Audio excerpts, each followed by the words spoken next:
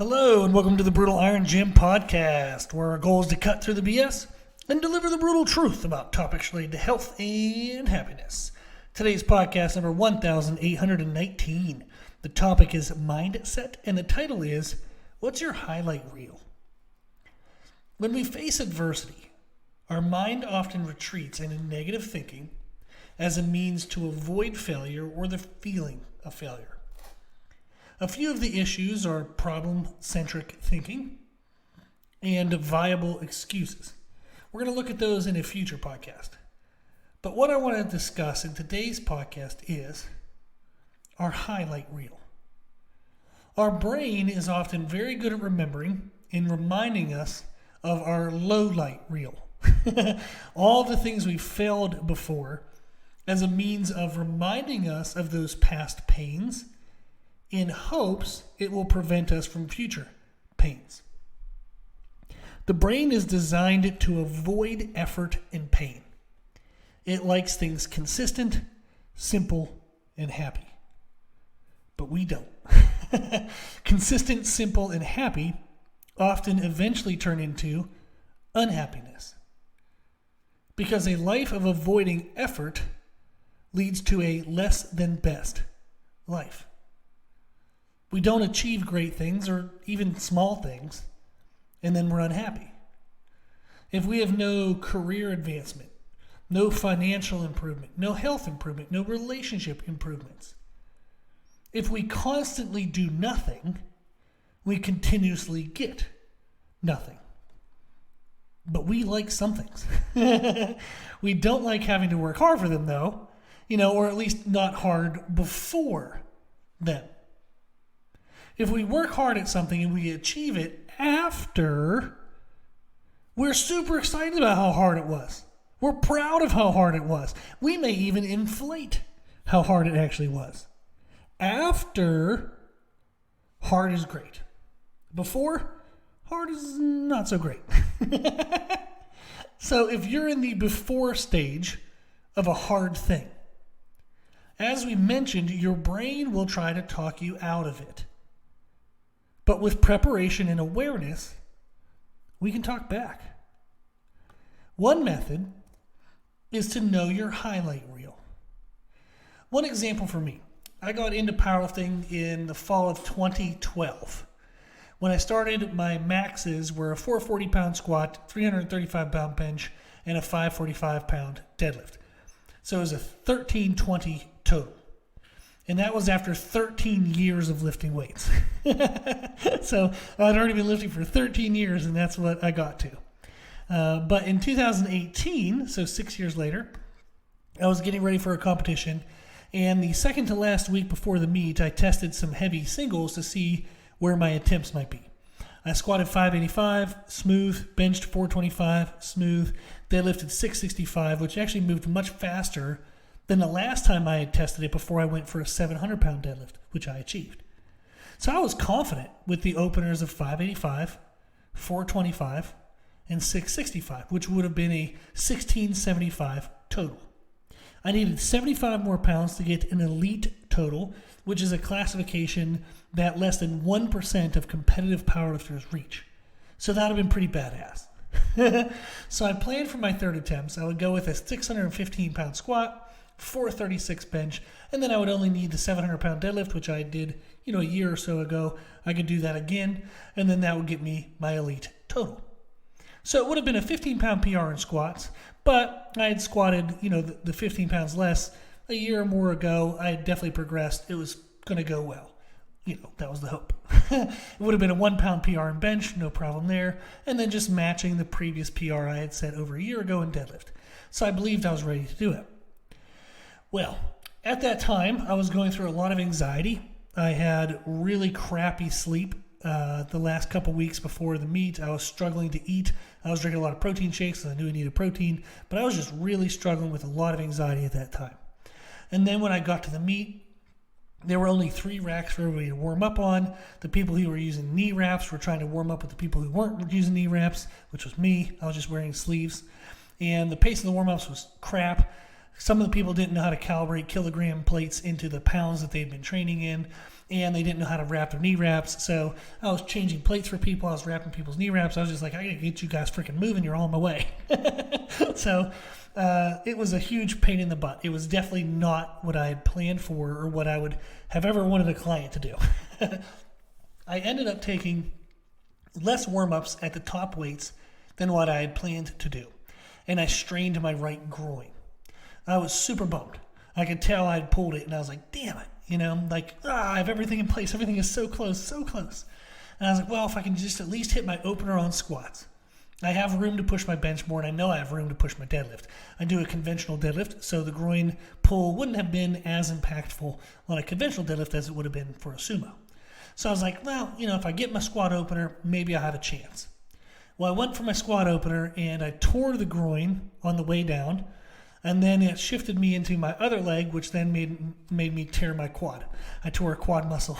So I had a tore groin and a torn quad. My day was done. It was super bummed.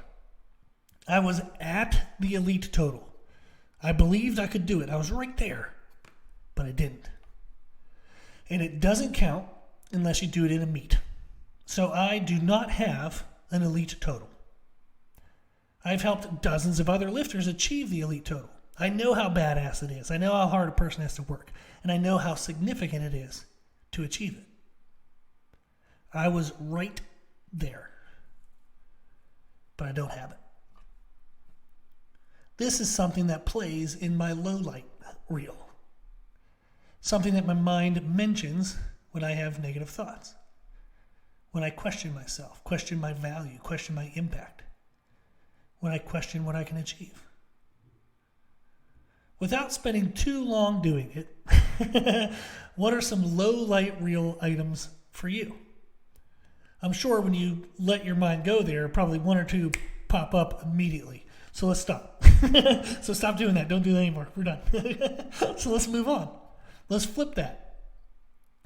What is a highlight reel that I can use from that experience? That I was able to get myself to that level of strength.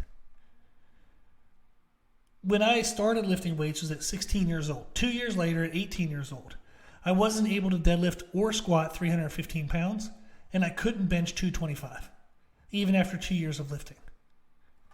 It took me 13 years to get to that 1320 total.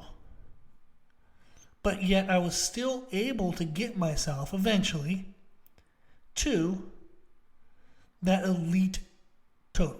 I could get myself to it to where I was strong enough to achieve it.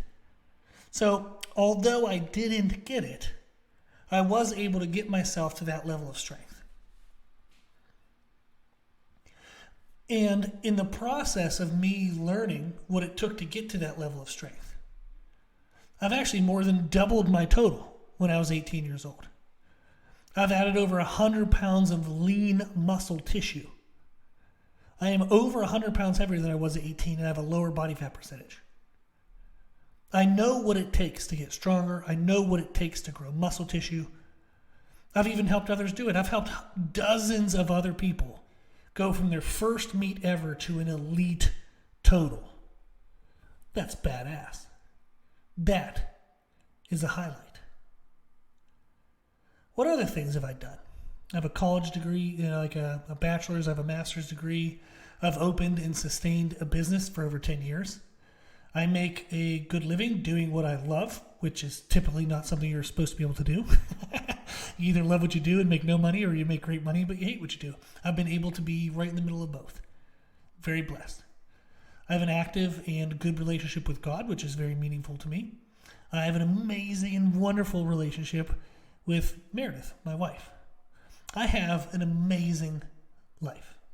I'm very blessed, very grateful. I have a lot of things that belong on my highlight reel. And I guarantee that you do as well. It's important that we know and that we make our highlight reel. The low light reel comes so naturally, but the highlight reel does not. When your mind starts playing the low light reel, cut the power. Switch and start playing your highlight reel instead. What are the three things? What are just three? It doesn't even have to be the three. Just what are three things that you are proud of in your life? I'm actually going to pause here because I literally want you to kind of like name them. So what are three things that you're proud of in your life? Now I want you to name one more. Think it through. See if you can find one more. Then lastly, I want you to name one more. I want you to think it through again. It could be a school achievement, a job achievement, a relationship achievement. It could be just something that you're freaking awesome and passionate about that's a hobby. But get 5 things that you're proud of in your life. And make sure that you put together that highlight reel. Remind yourself that you're capable of amazing things, that you're capable of hard things. When you face a hard thing in life and your mind starts talking negative, talk back. Play your highlight reel. Play your highlight reel. And remind yourself, it may not be easy. What I want to achieve, what I want to do, it may not be easy, but it doesn't need to be easy. I don't want it to be easy. I want it to be meaningful. If it's meaningful, it's worth the effort. If it's meaningful and if it's worth the effort, you can achieve it. You can overcome the challenge. You can accomplish this. You can withstand what it takes. You can do this. You can do hard things.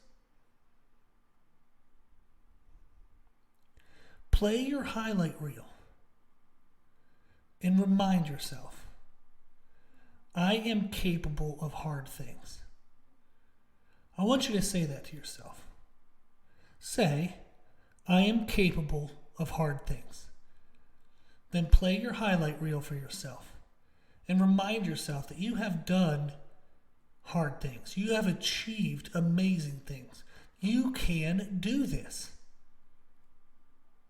When you face a hard thing in life, remind yourself, I am capable of hard things. Okay. I wish you luck. If you need any help, my email is brutalironjim@gmail.com. If you like the podcast, please share the podcast. If you like the podcast, please consider donating to support the podcast, which you can do on our website. If you like the information we share in the podcast, you can find more from us on our social media channels. You can find us and follow us on Instagram and YouTube under the name of Brutal Iron Jim. As always, I hope this was helpful, and thank you for listening.